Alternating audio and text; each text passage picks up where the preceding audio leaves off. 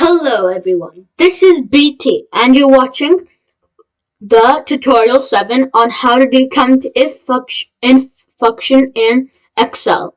Okay, so like a long time ago, we made this table.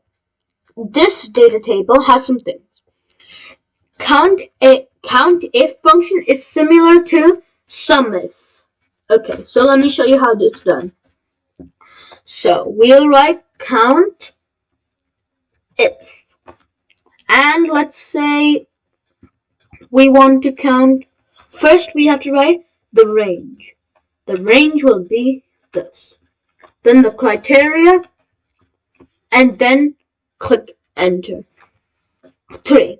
This will not add up all of these because it is only counting how many of these. How many Hondas there are. Let me see if that's correct. 1, 2, 3.